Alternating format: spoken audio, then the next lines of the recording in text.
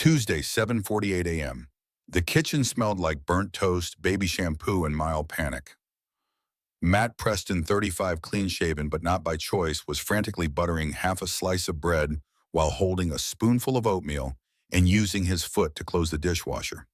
"Lily, honey, oatmeal doesn't belong in your sock," he called over his shoulder. 3-year-old Lily, perched in her booster seat with pigtails that looked like they'd been styled during an earthquake, gave him a toothy grin and smeared more oats on the table. Matt exhaled, loudly. His shirt had a coffee stain, his tie was still in the closet, and his third nanny in 6 months had just quit by text. At 6:32 a.m. on a Tuesday. "I'm really sorry, Mr. Preston.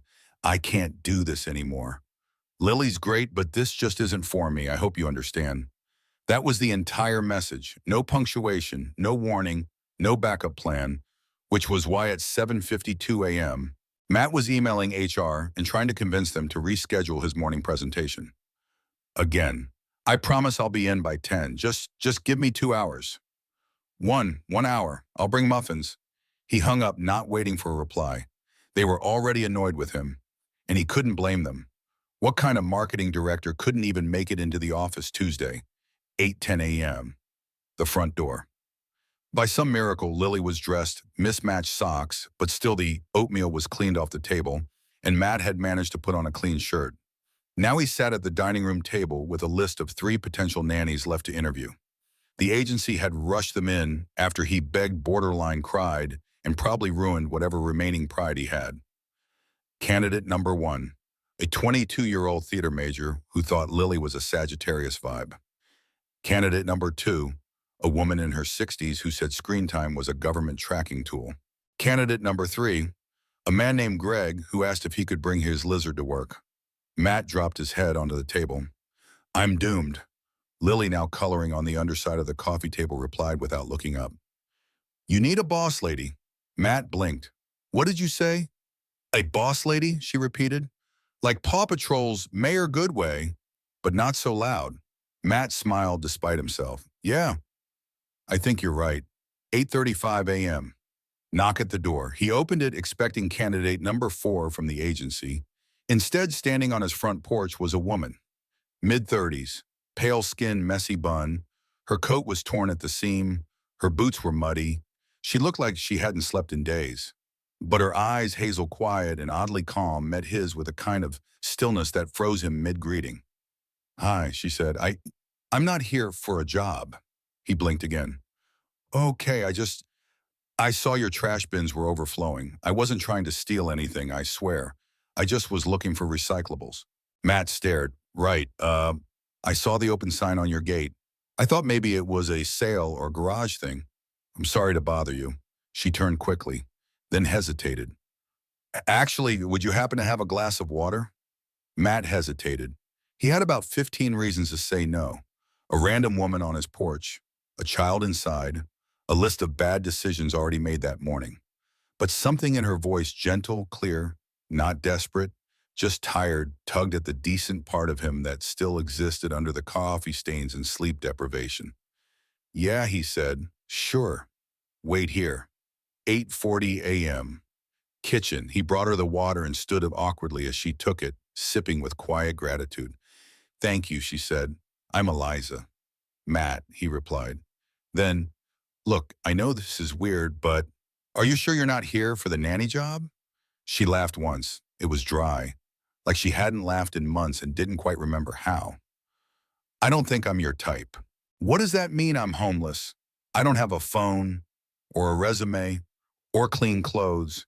I can't even give you references, and I haven't had a permanent address in over 2 years." He should have thanked her for the water honesty and closed the door. But instead he asked, "Do you like kids?" "I don't dislike them." "Are you good with chaos?" "I'm literally living in it." "Can you start now?" She stared at him, like he was mad, or kind, or maybe both. "You're serious, half an hour. Just help me keep Lily alive and not covered in peanut butter while I go to work. We'll figure the rest out later." 15 Elmia, Matt's office. He sat in the conference room halfway through his presentation, still unsure what he'd just done. He'd left his daughter with a stranger, a homeless stranger, who didn't even own a phone. Had he lost his mind? But then his phone buzzed. Image Lily at the kitchen table building a Lego tower. Caption, "We're making skyscrapers." She says you live in one, so she's training. Eliza. He exhaled, then smiled. Just a little. Back at home, later that afternoon, Matt returned earlier than planned. The house was intact. Lily was asleep on the couch, blanket on. The dishes were washed, the toys were in the bin, and Eliza sat cross-legged on the floor reading a children's book. She looked up when he entered. "Did I pass?" Matt stared. "You how this place is clean. Turns out your daughter likes things to be in straight lines. I bribed her with goldfish crackers.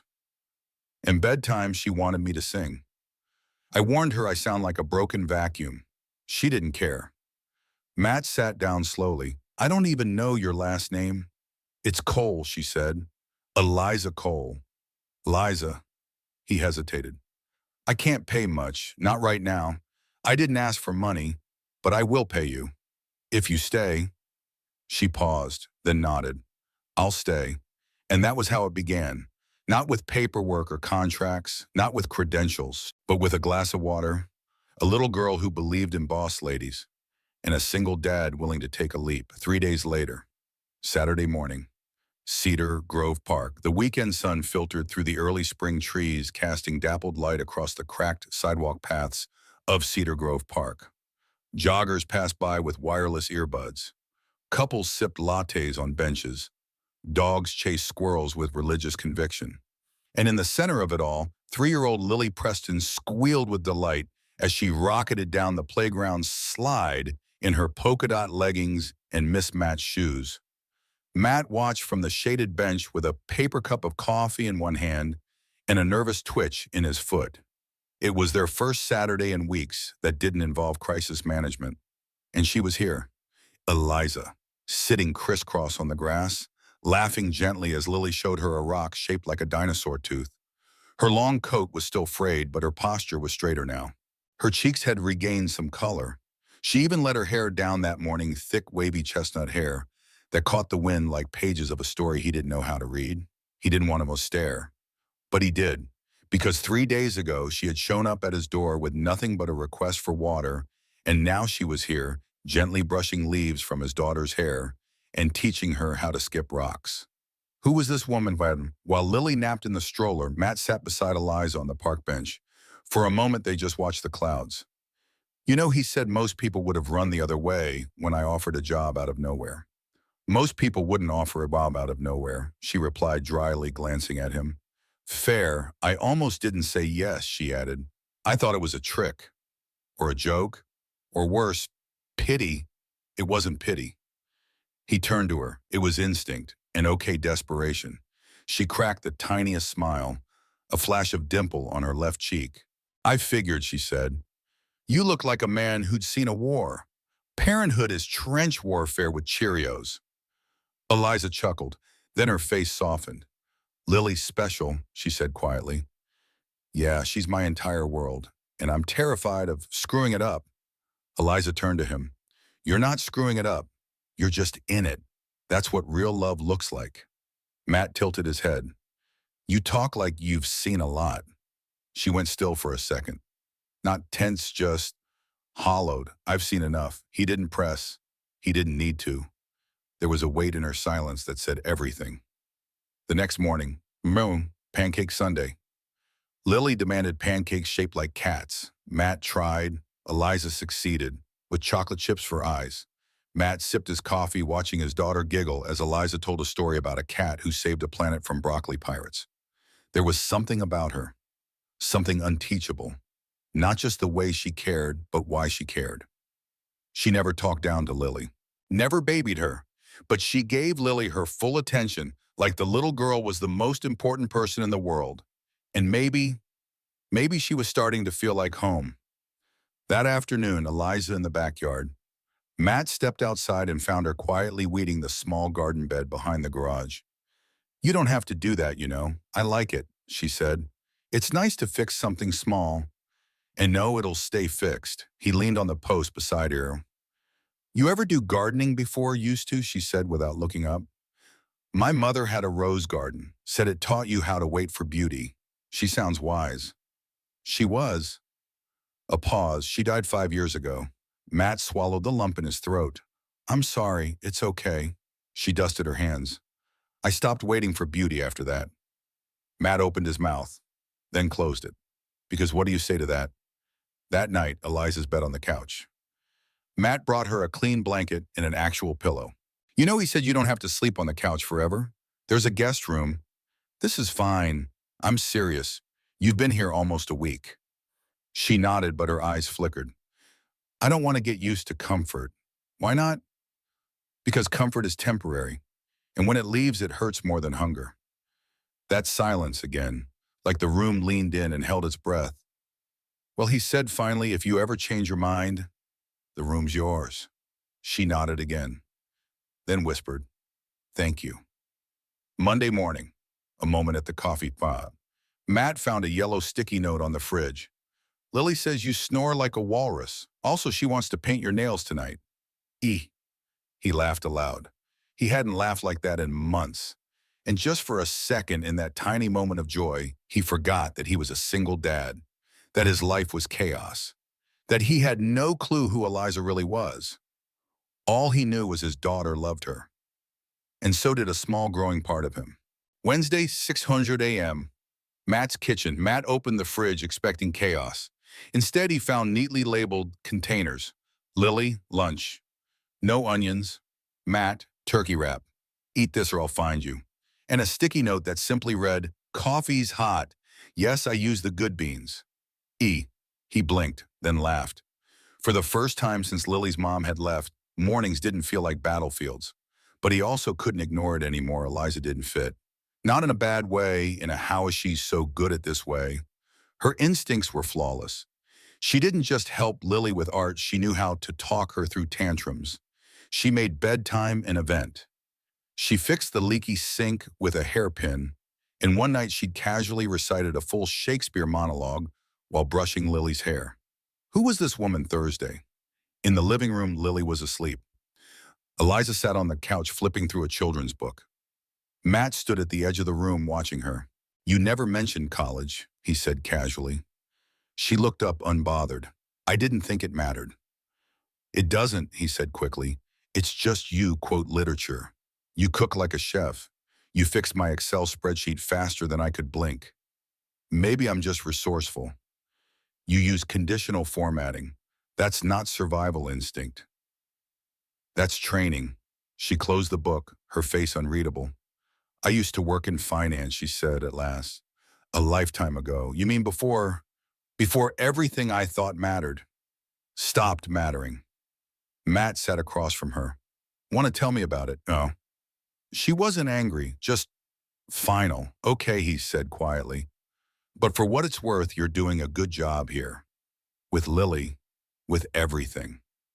Eliza nodded, but her eyes were distant, like they were watching something behind him that he couldn't see. Saturday, the grocery store incident. Matt, Eliza, and Lily made their usual weekend trip to the local market. It had become their ritual. Lily rode in the cart, Eliza picked the ripest fruit, Matt argued with the self-checkout. But that day it happened. As they left the produce aisle, a woman gasped behind them, Eliza. Eliza Cole. Matt turned. The woman was dressed in luxury athleisure and sunglasses that cost more than his rent. Eliza froze. I think you're mistaken, she said quickly. No, I know you from the Chicago Journal article. You disappeared. Eliza grabbed the cart and started walking. Matt followed, confused and concerned. Eliza, wait, what was that? Nothing. That woman said you were in the news. People see what they want. Is she right? She stopped in front of the car. Matt, please don't ask. He didn't. Not right then. But later, alone in the garage, he Googled it. And that's when he saw it. Missing heiress Eliza Cole withdraws from family trust, disappears after tragic accident. Her face, her name, a date from 2 years ago, and an unspeakable amount of money. Matt sat in the dark for a long time. That night in the kitchen, Eliza was washing dishes. Matt entered holding his phone. Is it true? She didn't answer. Eliza, are you the woman from that article? She turned off the water, dried her hands slowly, then faced him. Yes. Matt exhaled, not relief, not anger, just reality crashing into the peaceful life he'd started to believe was possible. Why didn't you tell me?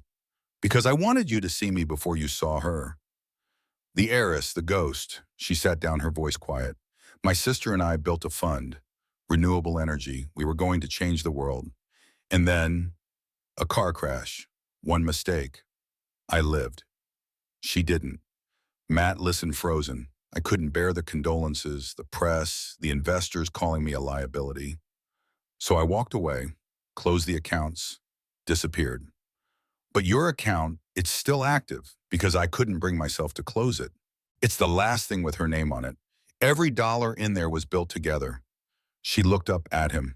For the first time, she wasn't guarded. I'm not running from money, Matt. I'm running from the life that told me money was everything. Silence filled the room. Matt didn't know what to say, so he just nodded.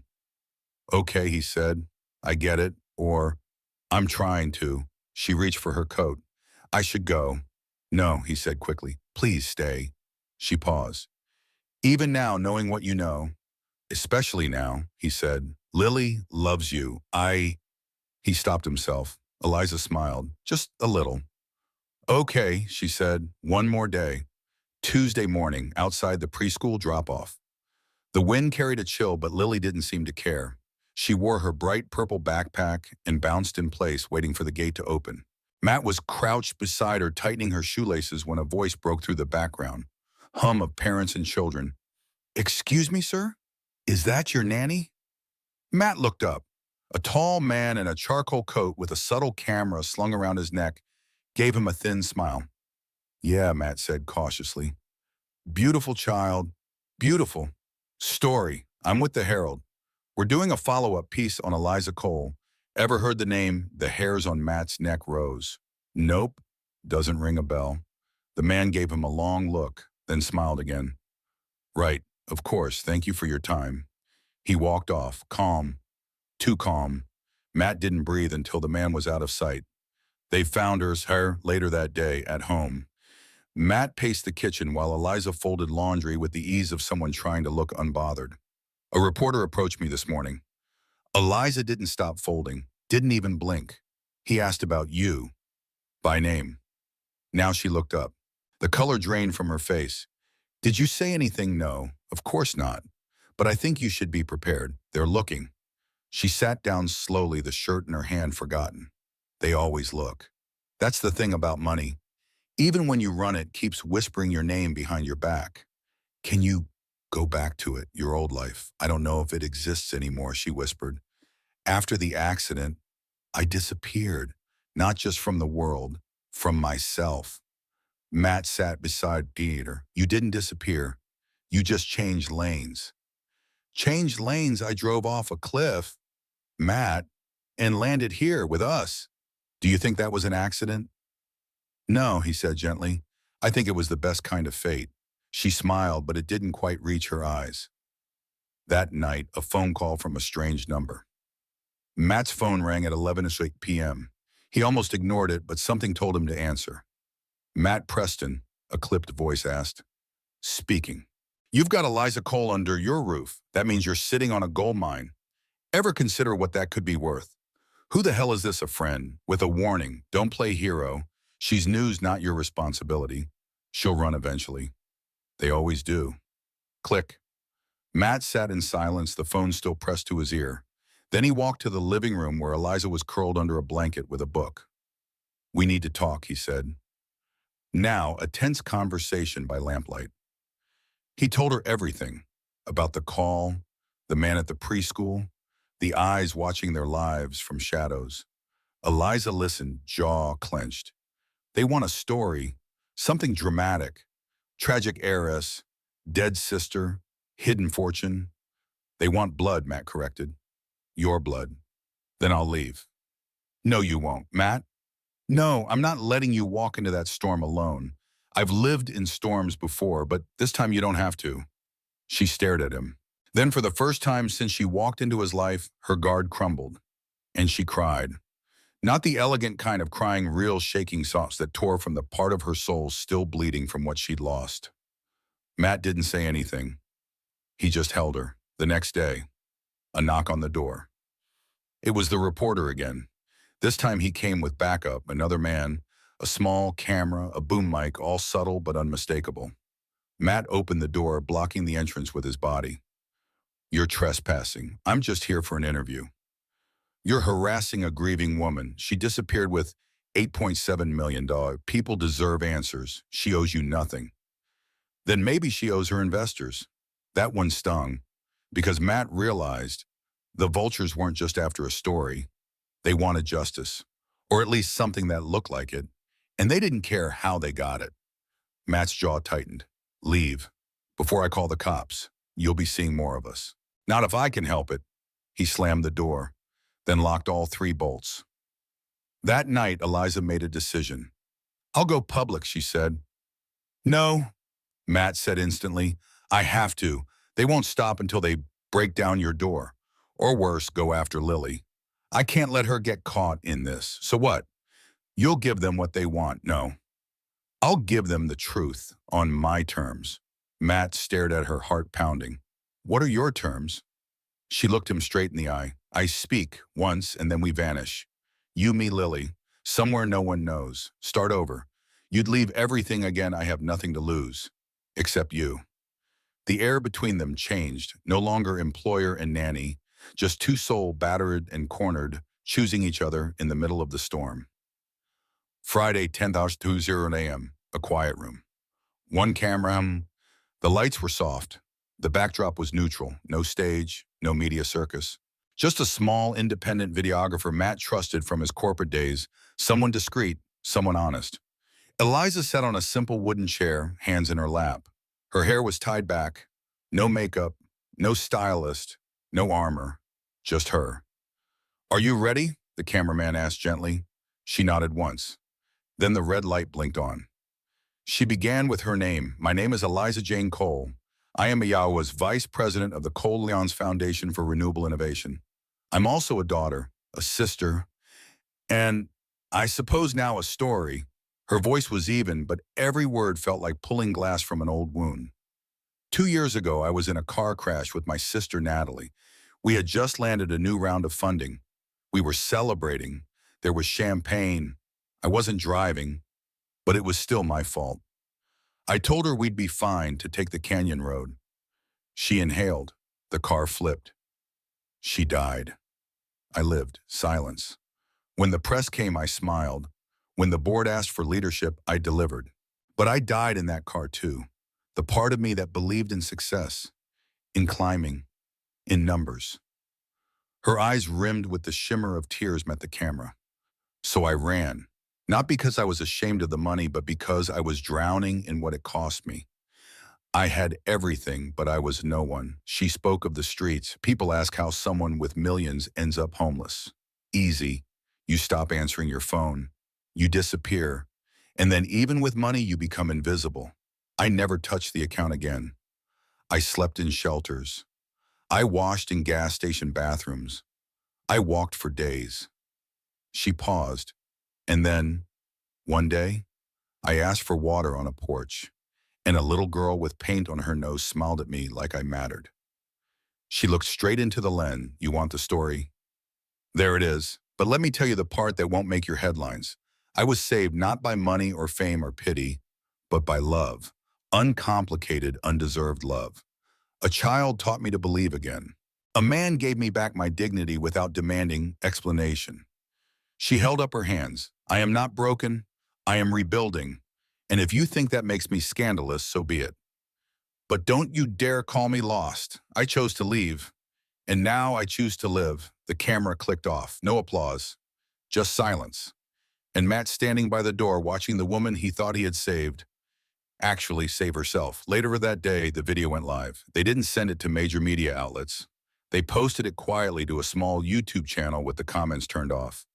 The title read simply, "Eliza Cole, My Voice." Within 12 hours, it had 2.3 million views.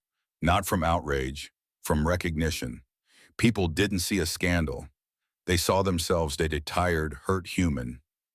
Messages flooded in not from reporters, from survivors, grievers, single parents, dreamers who'd lost their way. People wrote, Thank you for saying what we couldn't. You're not alone anymore. You reminded me why I'm still here. And with every word she read, Eliza cried a little more. But they were different tears now. Not of guilt, but of release. Meanwhile, trouble brewed elsewhere. Not everyone was touched. Some corporate vultures weren't moved by sincerity. They smelled weakness. Within days, whispers began circling. She's unstable. She shouldn't control that trust. We should step in to help. And one name kept surfacing, Darren Levant, a former board member with ties to Eliza's past and his own agenda. He filed a motion with a private court. Eliza Cole is emotionally compromised and unfit to manage the Cole family trust, petitioning for guardianship until she is deemed mentally stable. Matt read the motion aloud, fists clenched. They want to take it all from you. Eliza just looked tired. They always did. That night, over tea and quiet resolve. Eliza sat at the kitchen table clutching her mug. I should let them have it, she said. Let them win. Walk away again. Matt shook his head. You didn't fight this hard to vanish now.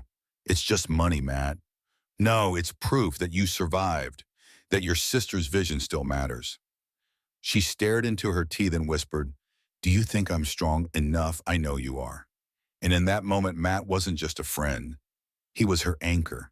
And Lily sleeping upstairs with a stuffed bear Eliza had sewn a missing button on was her reason. Tuesday, 9:00 a.m., San Francisco Civil Court. The courtroom was silent, not tense expectant. Reporters had gathered outside like flies to a wound, waiting to see whether the missing heiress would fall apart or rise again. Inside, Eliza sat at the defendant's table in a navy dress and no jewelry. Her hair was tied back, her face calm, but her fingers trembled on her lap. Matt sat behind her with Lily, who was coloring quietly under the soft whisper of adults too afraid to speak too loudly. At the opposite table, Darren Levant. He looked every inch the predator in a polished suit. Gray temples, smug smile, and a legal team stacked to the ceiling. They're going to try to discredit you, Matt whispered before the judge arrived. I know, Eliza said. Let them try. Opening statements. Darren stood first. Your Honor, the facts are simple. Miss Cole suffered an emotional collapse after the tragic death of her sister, abandoned her fiduciary responsibilities, and lived in a state of self-imposed destitution. Today she presents herself as recovered, but we must question her stability, especially when controlling over $8.7 million of trust assets. He sat down slowly like a man who believed the war was already won. Eliza stood without ceremony. Your Honor, I'm not here to defend a spreadsheet. I'm here to defend the truth. I didn't run from the trust. I ran from the pressure to pretend I was okay. I'm not ashamed of seeking peace. And I'm ready to return not just as a trustee, but as the woman my sister believed I could become. The judge didn't smile, but she nodded. Proceed. Testimonies. Darren's side called a psychiatrist, someone Eliza had seen briefly at a clinic the year after her sister died. She refused long-term treatment. She expressed suicidal ideation. And did she harm herself? No. But she was deeply depressed. The lawyer turned to the judge. Is that who we entrust millions to? Eliza remained still. But Matt felt his jaw locked tight. Then it was their turn. Matt was called to the stand. Mr. Preston, how long have you known Miss Cole? About 7 months. And what was her condition when you met her? She was barefoot, tired, hungry. But when my daughter needed help, she showed up every day.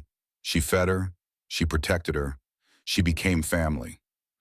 The attorney nodded. And did she ever mention her wealth to you? Not once. In fact, I found out by accident. What does that tell you? Matt looked straight at the judge. It tells me she never cared about the money, just the mission behind it. Then Eliza took the stand. She sat, hands folded, heart loud in her chest. Miss Cole, the judge began. You are here to prove that despite your absence and mental health struggles, you are capable of resuming full responsibility over the Cole Lowndes Foundation. Are you prepared to do so? Yes, Your Honor, but may I say something first? The judge allowed it. Eliza stood, no paper in hand, just memory and heart.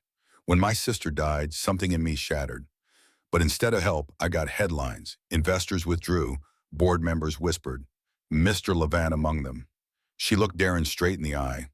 The same man who told me to smile more in board meetings, Who laughed when I cried in front of the press?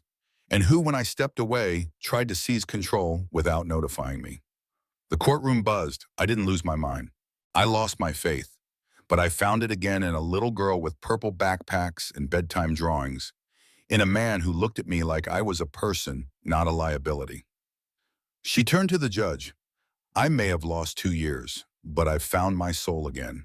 And I promise I'm more ready now than I've ever been. Closing arguments. Darren's team painted Eliza as unstable, idealistic, and emotionally compromised. Matt's lawyer responded, "She didn't squander the money.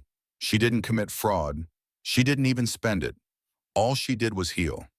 And now you want to punish her for it." Then came the verdict. The judge tapped her pen, then looked up. "Miss Cole, your silence may have sparked concern, but your truth has spoken louder. This court finds no evidence of financial mismanagement or negligence. The motion to remove you as trustee is hereby denied." Matt exhaled, hard. Eliza just closed her eyes, not in relief, but in something deeper, release. Outside the courthouse. Later cameras flashed. Reporters screamed her name. She didn't stop. But just before she got into Matt's car, she turned to one lens and said softly, "If you're struggling, you are not broken. You're healing. And healing takes time. That's the only truth I'll ever sell." Then she stepped inside and closed the door. That night, at home, Matt poured 2 glasses of red wine. Lily was asleep upstairs, curled under the quilt Eliza had sewn. "You were incredible," he whispered. "I was terrified and brave." She held his gaze. "What now?" Matt smiled. "Now we live. Quietly, loudly, however we want." She raised her glass. "To second chances, to never needing permission to be yourself again."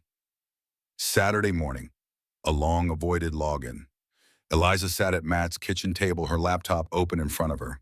She hadn't logged into her financial accounts in over 2 years. The password still worked. The screen took a moment. Then the numbers came into view, and with them a message. "To my sister Eliza, if you're seeing this, I'm gone, but this is not just money. It's the last gift I can give you. Please read everything. Love, Nat." Tears filled Eliza's eyes. It wasn't just a balance sheet.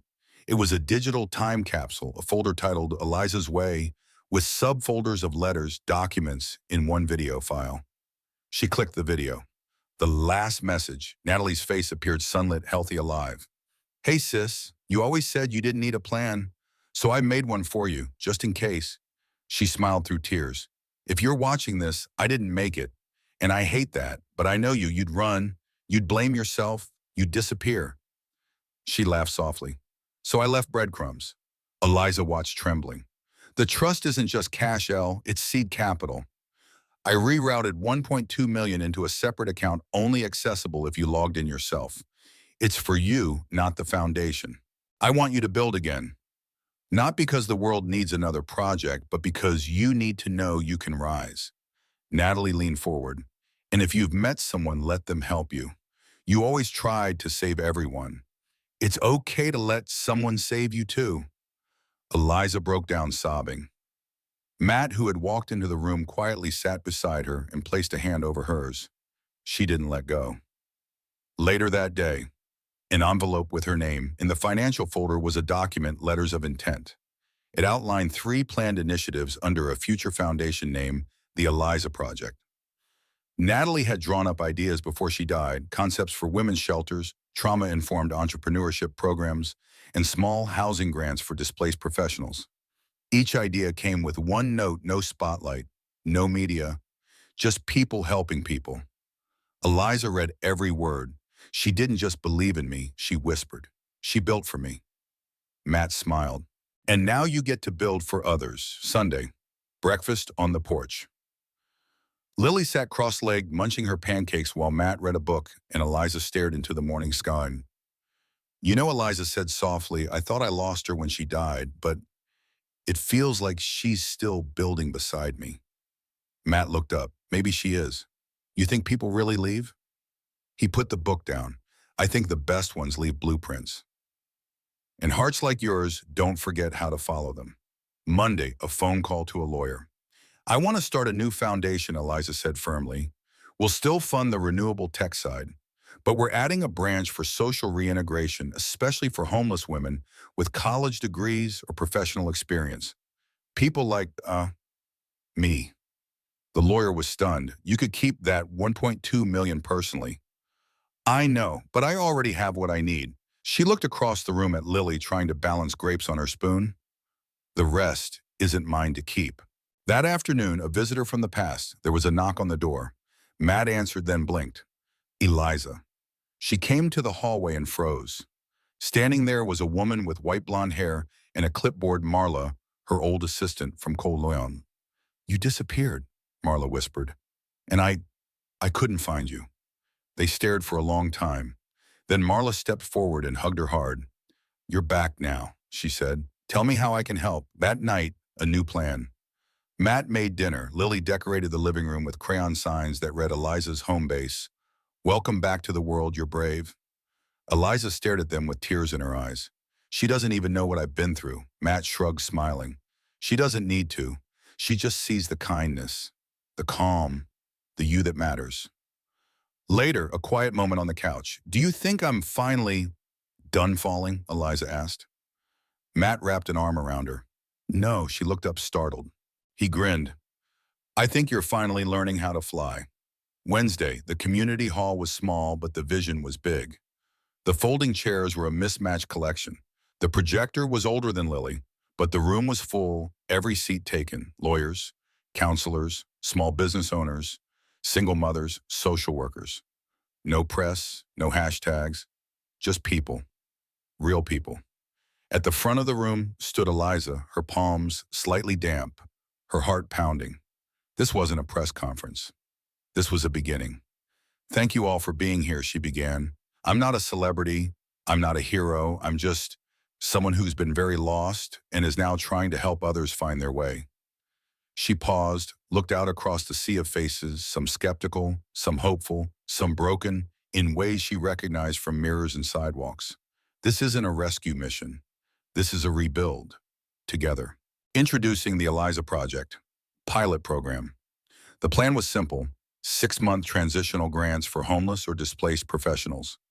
Coaching and mentorship from volunteers in tech, finance, education, and healthcare. Therapeutic support for trauma recovery and self-worth of rebuilding. Low-pressure job placements with flexible terms.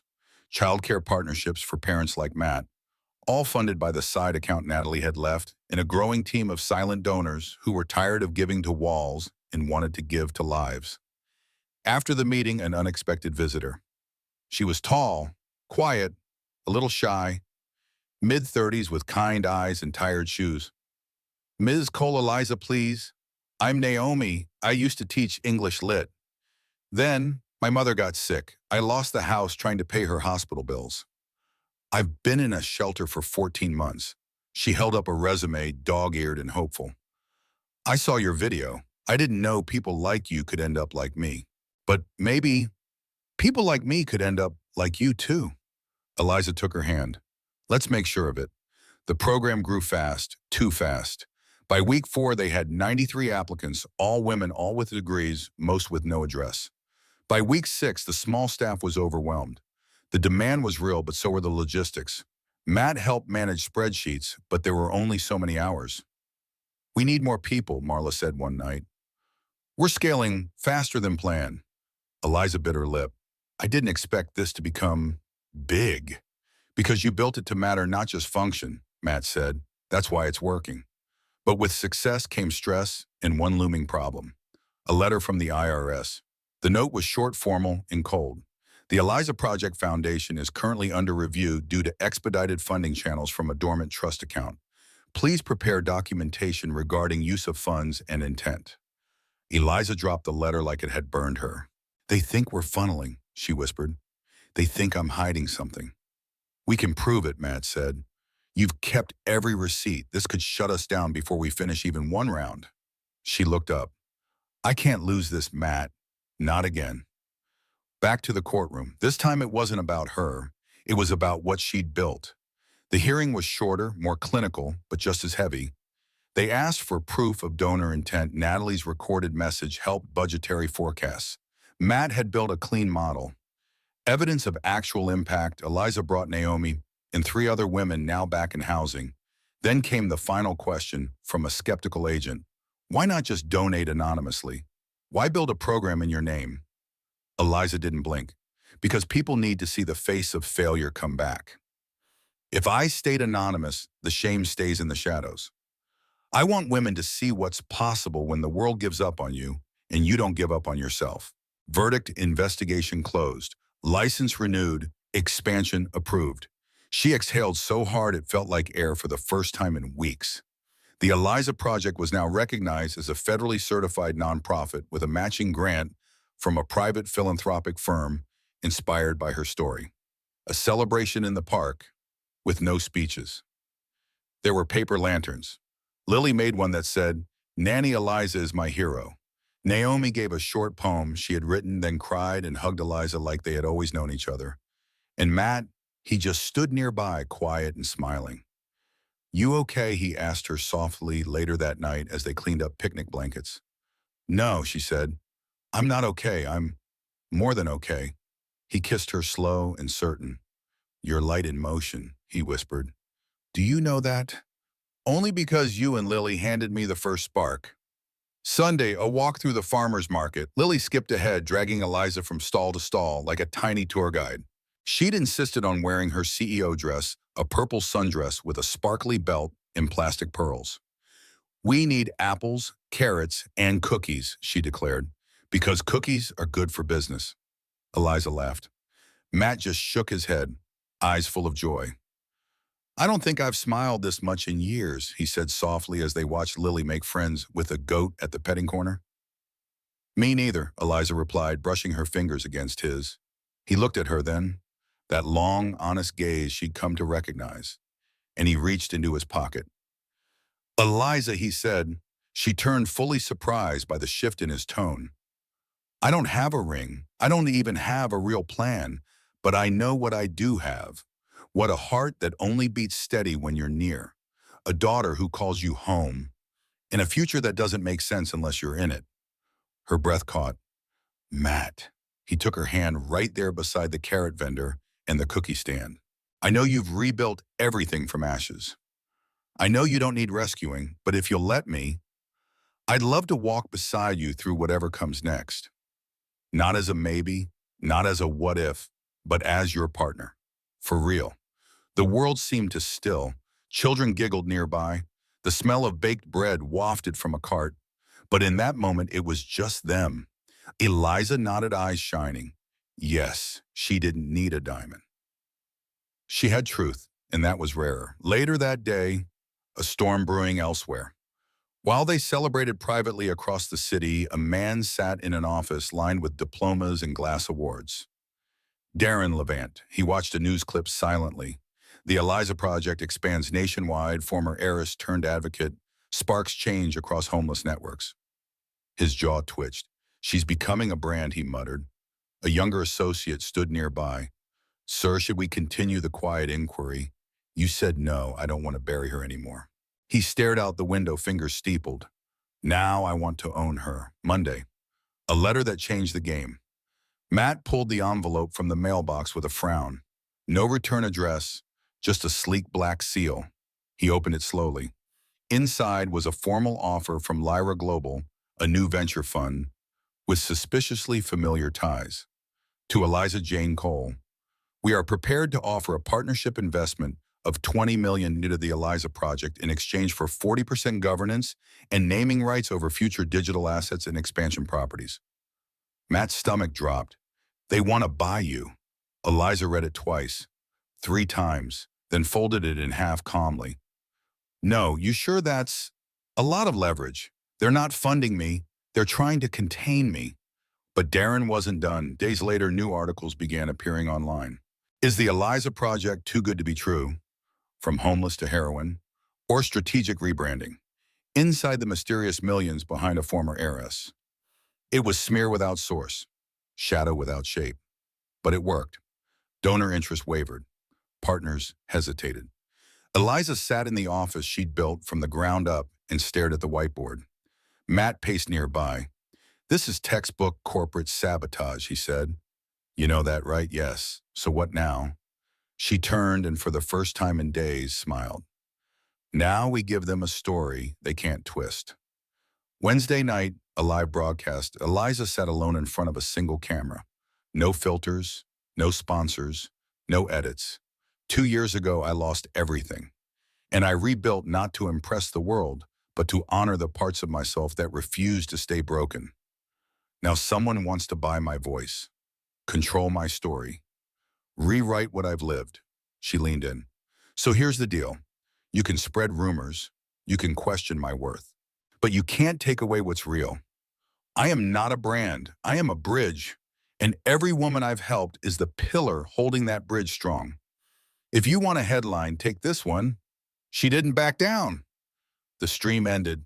The video went viral in 6 hours. But more importantly, the truth hit home. Thursday, back in the kitchen. Lily dancing in circles. So when's the wedding, she asked, twirling in socks. Matt and Eliza shared a look. Eventually, Eliza said, laughing, maybe after we figure out the whole saving the world thing. Lily made a face. But you're already saving the world, so you can kiss now. Matt leaned down and kissed Eliza's forehead. Not for the cameras, he whispered. For the family. Saturday morning. A rooftop, a ring, a new beginning. The rooftop wasn't glamorous. It had peeling paint, rusted railings, and a few borrowed folding chairs. But it was theirs. Eliza stood in a simple white dress, wine tugging at her hair, sunlight kissing her face. Matt stood opposite her in a navy blue shirt rolled at the sleeves. No tuxedo, no pomp, just purpose. Lily was the flower girl. She'd insisted on wearing butterfly wings and threw pink petals like confetti from a cereal box. Marla officiated. There were only 12 guest staff, a few of the first women the Eliza Project helped, and Naomi, who now managed the foundation's newest outreach program. Do you take each other, Marla read from a hand-scribbled card, to be not perfect, but true. Not flawless, but fearless, together. Matt didn't wait. I do. Eliza's eyes filled with tears, whispered back. Always. They kissed under the open sky. And for the first time in years, Eliza felt whole, not because she was being rescued, but because she'd finally learned to rise and let someone rise beside her. Monday morning, a final invitation arrives. It was a formal envelope this time with a name she couldn't ignore. Darren Levant. Invitation. Cole Lyons Legacy Gala. Founders and trustees honoring event speaker of honor. Darren Levant, Executive Chair, special note. You are welcome to attend, or not, but we'll be speaking about you either way. Matt read the card over her shoulder. He's baiting you. I know. Are you going? She looked at him quiet. Yes, but not as a victim. As a revolution. The gala, a room full of gold and ghosts. Eliza walked in wearing black. Not mourning. Armor. Heads turned, conversations slowed, then stopped. Darren stood at the microphone halfway through his opening remarks. And while we honor the legacy of the Cole Lyons Foundation, we must also reflect on its most public chapter. Miss Eliza Cole's journey. He smiled, cold as steel.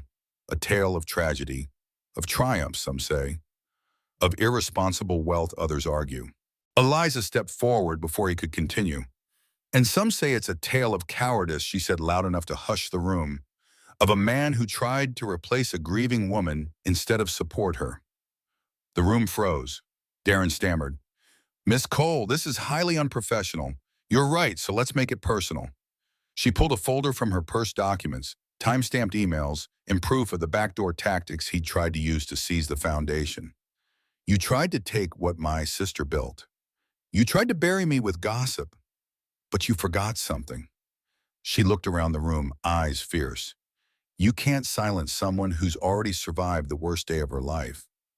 A few gasps, then scattered applause, and then a standing ovation.